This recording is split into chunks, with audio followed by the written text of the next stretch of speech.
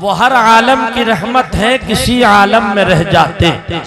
वो हर आलम की रहमत है, किसी आलम में रह जाते। ये उनकी मेहरबानी है कि ये आलम पसंद आया। जरा तड़प कर बोलिए सुभान अल्लाह। कुछ जी लगा करके सुनेंगे तो इंशाअल्लाह मुझे सुनाने में मजा आएगा और आपको सुनने में मजा आएगा, और बोल करके सुनेंगे तो और चार चांद लग जाएंगे। इसलिए कि ये रिश्ता मोहब्बत कुछ इस तरह निभाओ, ये रिश्ता मोहब्बत कुछ इस तरह निभाओ, कुछ हम कदम बढ़ाएं, कुछ तुम कदम बढ़ाओ। और बावन खेड़ी के गयूर मुसलमानों, वदूर दराज से आए हुए मुसलमान आने अहले सुन्नत, एक शायर कहता है कि इश्क अगर एक तरफ हो तो सजा देता है, इश्क अगर एक तरफ हो तो सजा देता है, और इश्क अगर दोनों तरफ हो तो मजा देता है। अजीज़ाने गिरामी, आइए सरकार की जाते गिरामी के बारे में एक शायर ने कहा था कि मुजस्सम नूर ही बस नूर था चेहरा मोहम्मद का। सब बोले सल्लल्लाहु तआला अलैहि वसल्लम। मुजस्सम नूर ही बस नूर था चेहरा मोहम्मद का, चमन की हर कली पढ़ने लगी कलमा मोहम्मद का। अगर काफिर पे पड़ जाता तो वो भी जन्नती होता, खुदा ने इसलिए रखा नहीं साया मोहम्मद का, खुदा ने इसलिए रखा नहीं साया मोहम्मद का। बरादराने मिल्लत इस्लामिया, कुरान पाक का 17वां पारा है। अल्लाह तबारक व तआला फरमा रहा है, वमा अरसलनाका इल्ला रहमतल लिल आलमीन। ए महबूब, हमने आपको कुल आलमीन के लिए रहमत बना करके भेजा। अज़ीज़ाने गिरामी कौन फरमा रहा है? अल्लाह तबारक व तआला फरमा रहा है इस कुरान पाक में, जिस कुरान पाक के बारे में काशिक ने कहा है कहे कौल मोहम्मद कौल खुदा फरमान बदला जाएगा। है कौल मोहम्मद कौल खुदा फरमान बदला जाएगा। अरे बदलेगा ज़माना लाख मगर कुरान बदला जाएगा। बरादराने मिल्लत इस्लामिया, आने वाला कौन आ रहा है? हल्का ही को ना तकरीर पे भी चल रहे हैं, बहुत अच्छा लाउड स्पीकर बोल रहा है। यकीन जानिए दिल खुश कर दिया आपके माइक ने, अल्लाह इसमें बरकतें अता फरमाए। ये आने वाला कौन आ रहा है? अभी रुए जमीन पर आया नहीं है कि ये जमीन अल्लाह तबारक व तआला की बारगाह में अपील दायर कर रही है, या अल्लाह लोग मेरे ऊपर शराब नोशी करते हैं, लोग मेरे ऊपर सट्टेबाजी करते हैं, लोग मेरे ऊपर जुएबाजी करते हैं। ए पाक बेनियाज, मेरा सीना बजाए रहमत के जहमत बना हुआ है। उस पाक महबूब को मेरे ऊपर पैदा फरमा दे ताकि मेरी जहमत रहमत में बदल जाए।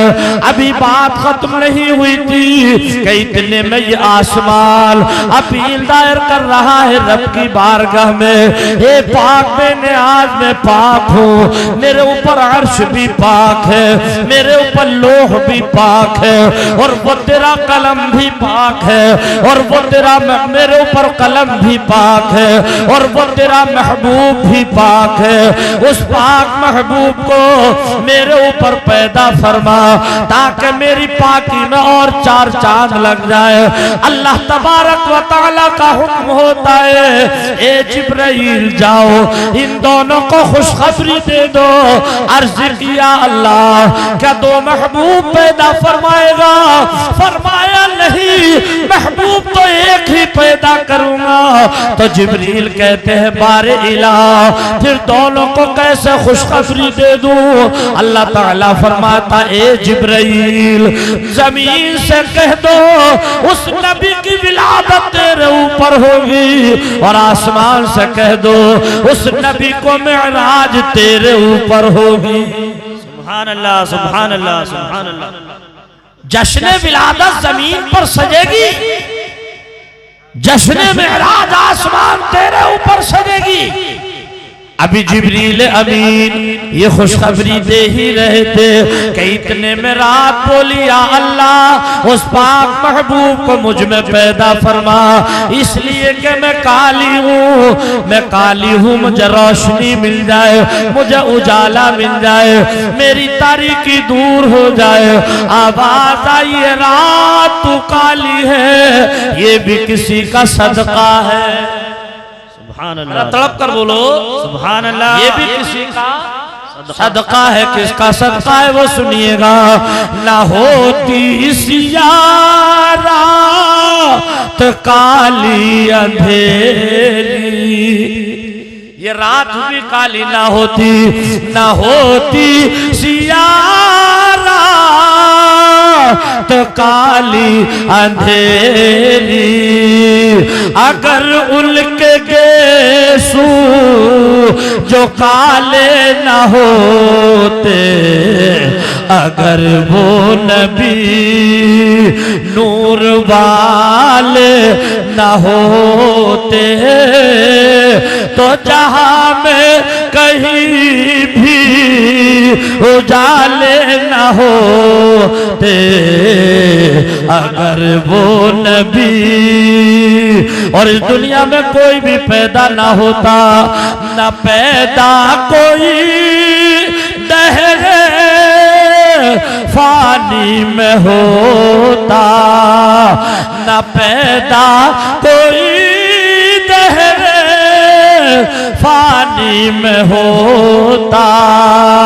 अरे जो पैदा मेरे कमली वाले न होते, अगर वो नबी नूर वाले न होते, तो जहां में कहीं भी उजाले न होते, अगर वो नबी। रात बोली मुझ में पैदा फरमा, तो दिल कहने लगा या अल्लाह उस पाक महबूब को मुझ में पैदा फरमा। अल्लाह तबारक व तआला फरमाता है ए जिब्राइल इन दोनों को भी बता दो कि वो महबूब जब दुनिया में तशरीफ लेकर के जाएगा तो न दिन होगा न रात होगी, बल्कि रात जाती होगी और सुबह सादिक आती होगी, और नबी की आमद होगी। अज़ीज़ाने मिल्लत इस्लामिया, अब आइए थोड़ी सी गहराई में चलते हैं। अल्लाह तबारक व तआला ने अपने प्यारे महबूब को जब दुनिया में भेजा तो न रात के अंधेरे में भेजा, न दिन के उजाले में भेजा। इसमें क्या हिकमत थी, क्या मसलहत थी? बामन खेड़ी के बुजुर्गों दोस्तों, बेशुमार हिकमतें हैं, एक तो बयान कर दी जाए। अगर रब्बे कायनात अपने प्यारे महबूब को रात के अंधेरे में भेजता तो रात का सरकार के ऊपर एहसान होता, दिन के उजाले में भेजता तो दिन का सरकार के ऊपर एहसान होता। और अल्लाह तबारक व तआला ने जब अपने प्यारे महबूब को दुनिया में भेजा तो किसी का एहसान लेकर के नहीं, बल्कि सबके लिए आपको मोहसिन बना करके भेजा। नारे तकबीर, नारे रिसालत, मसलके आला हजरत, फैजाने आला हजरत, जश्न ईद मिलादुन नबी, नारे तकबीर, नारे रिसालत। नबी दुनिया में तशरीफ ला रहे हैं, किस अंदाज से आ रहे हैं उलमा से पूछो। आपकी वालिदा मोहतरमा हजरत आमिना खातून फरमाती है कि जब वो नबी दुनिया में तशरीफ लाए, दुनिया में तशरीफ लाते के साथ ही आपने सजदा किया। किस अंदाज से किया? फरमाती है जब वो नबी दुनिया में तशरीफ लाए तो आपने अपने हाथ की हथेलियों को जमीन के ऊपर रखा, अपने घुटनों को जमीन पर रखा, अपनी पेशानी को जमीन पर रखा, अपनी नाक को जमीन पर रखा। अब फैसला कीजिएगा ये आदमी की कंडीशन किस वक्त होती है? ये उस वक्त होती है जबकि आदमी सजदा करता है। अगर हम और आप बामन खेड़ी की किसी मस्जिद में नमाज पढ़े, सजदे की तस्बीह होगी सुभान रब्बियल आला, मौलाना फिरोज सजदा करे तस्बीह होगी सुभान रब्बियल आला, मुफ्ती साहिब क़िबला नमाज पढ़े सजदे की तस्बीह होगी सुभान रब्बियल आला, मौलाना करम पढ़े तस्बीह होगी सुभान रब्बियल आला। लेकिन आपकी वालिदा फरमाती है जब वो नबी दुनिया में तशरीफ लाए, आते के साथ ही सजदा किया।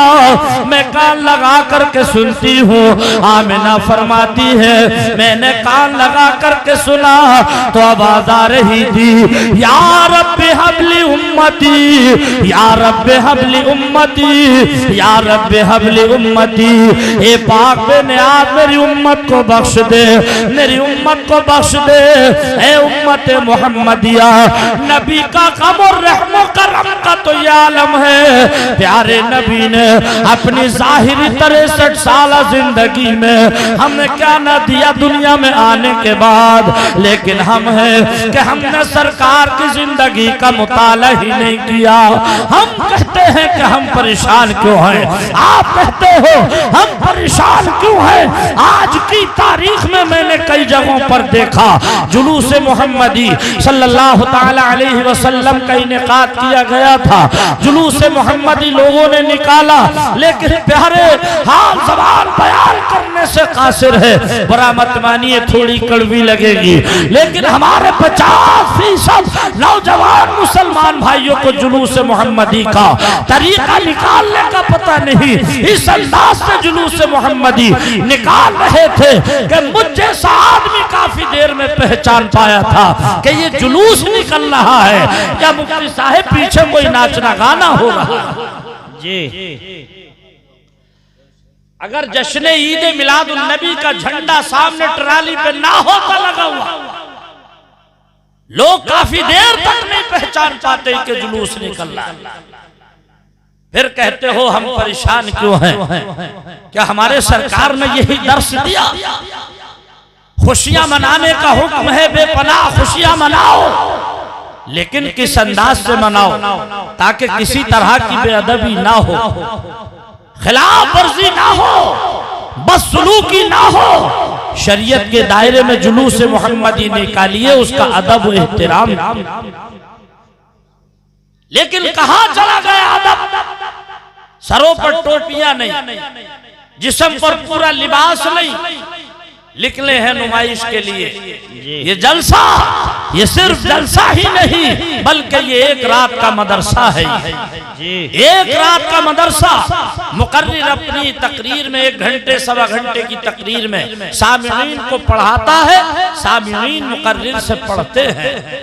और ये वो मदरसा जिसमें मुदर्रिस कभी कभी मदरसे में बैठने के बाद उसी पैगाम को 1 साल में बच्चों को देने की कोशिश करता है। मुकर्रिर अपनी 1 घंटे की तकरीर में अल्लाह ताला की दी हुई तौफीक से उसी पैगाम को देने की कोशिश करता है। बेशक सुभान अल्लाह। आदमी समझता नहीं इस्लाम में अदब जरूरी है। अदब के साथ कोई भी काम करना चाहिए, जो भी जायज काम करो अदब के साथ करो। मैं अर्ज ये कर रहा था, हमारे सरकार ने अपनी जाहिर 63 साला जिंदगी में हमें क्या ना दिया, लेकिन हमने मुताला ही नहीं किया। हमारे सरकार ने फरमाया, ऐ लोगों, मैं दुनिया में इसलिए भेजा गया हूँ ताकि भाई को भाई का हक बता दूं, बेटे को बाप का हक बता दूं, बेटी को माँ का हक बता दो, शागिर्द को उस्ताद का अदब बता दो, मुक्तदी को इमाम का अदब एहतराम करने का तरीका बता दो। लेकिन हम हैं कि हम इन चीजों से कोसों दूर नजर आ रहे हैं। बेटा बाप का अदब नहीं करता, बेटी माँ का अदब नहीं करती, शागिर्द उस्ताद का अदब एहतराम नहीं करता। अरे और तो और हमने आज तक इस बात पर गौर न किया कि शरीयत ने, हमारे मजहब ने, इस्लाम ने, हमारे कुरान ने कितने तरह के हुकूक दुनिया में रखे हैं। आओ जरा इसी पर थोड़ी देर तज़किरा कर लिया जाए। दो तरह के दुनिया में हुकूक है, एक हुकूकुल्लाह, दूसरे हुकूकुल इबाद। हुकूकुल्लाह में अल्लाह के हक आते हैं, जैसे नमाज, रोजा है, हज है, ज़कात है। खुदा न करे अगर इनमें से हमसे कोई कोताही हो जाए, अल्लाह तबारक व तआला जब चाहे अपनी रहमत कामिला से माफ फरमा दे। लेकिन अगर हुकूकुल इबाद का कोई गुनाह हमसे हो गया, किसी के साथ ज्यादती हो गई, किसी का दिल दुख गया, खुदा ना करे, तो जब तक वो माफ ना कर दे, जब तक अल्लाह तबारक व तआला की बारगाह से बख्शिश का परवाना हमको नहीं मिलेगा। सुभान अल्लाह, सुभान अल्लाह, माशाअल्लाह। हमने अपना तकरीरों का मिजाज बदल दिया, सुनने वालों ने सुनने का अंदाज बदल दिया। जलसे में बैठेंगे ये सोच करके नहीं कि कोई काम की बात यहां से लेकर के जाए, किसी का अंदाज देखेंगे, किसी की आवाज देखेंगे, उसकी आवाज कैसी थी, उसका अंदाज कैसा था, बोल कैसा रहा था, ये नहीं गौर करेंगे कि बात कौन सी नसीहत की बताई। अरे आवाज मोटा हो या पतला, सुनाने वाला पैगाम तो अल्लाह और उसके रसूल का दे रहा है जी, चाहे वो नाशरीन में दे, नज़म में दे या नसर में दे। बच्चों बेटा बार बार उठक बैठक मत करो, जलसा बिगाड़ा मत करो। है बेटा, तुम बहुत अच्छे हो, तुमसे तो बहुत काम लेना है। इतनी अच्छी समातें बहुत कम मिलती हैं, बहुत शानदार मजमा। कभी हुकूकुल इबाद पर गौर किया? अगर हमसे किसी का दिल दुख गया, जब तक वो माफ ना कर दे, जब तक रब की बारगाह से बख्शिश का परवाना नहीं मिलेगा। और एक बात और सुन लो, कोई जरूरी नहीं कि हमसे बस्ती में ही किसी का दिल दुखे, कोई जरूरी नहीं कि रिश्तेदार का ही दिल दुखे, कोई जरूरी नहीं कि मोहल्ले में ही किसी के दिल पर चोट लगे। हो सकता है कि हमसे हमारे घर में किसी के दिल पर चोट लग गई हो सकता है कि हमसे हमारे किसी बेटे का ही दिल दुख गया हो सकता है कि हमसे हमारी बीवी का ही दिल दुख गया हो, शरीक हयात का ही दुख गया हो। इसलिए नबी फरमाते हैं कि सुबह से शाम तक अपना काम काज किया करो, लेकिन जब बिस्तर पर जाया करो तो जिंदगी भर का सुबह से शाम तक का हिसाब कर लिया करो।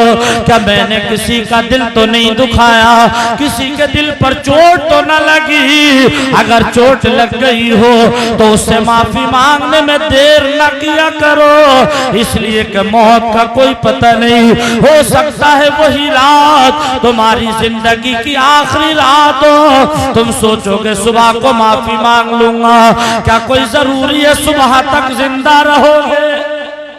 जी सुभान अल्लाह। झुकना सीखो,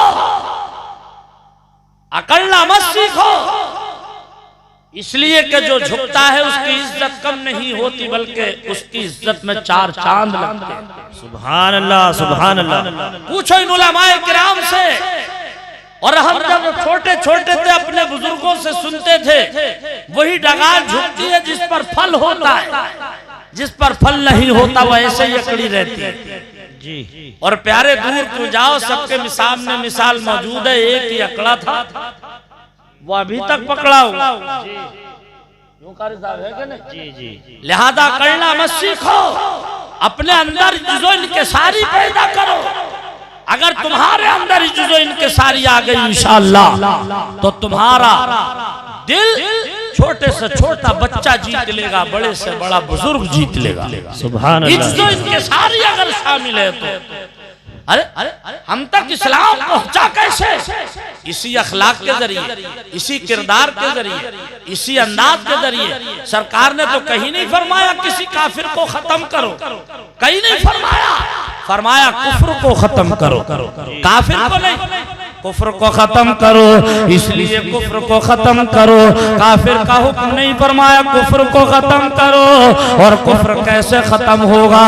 जबकि हमारा अखलाक अच्छा होगा, हमारा किरदार अच्छा होगा।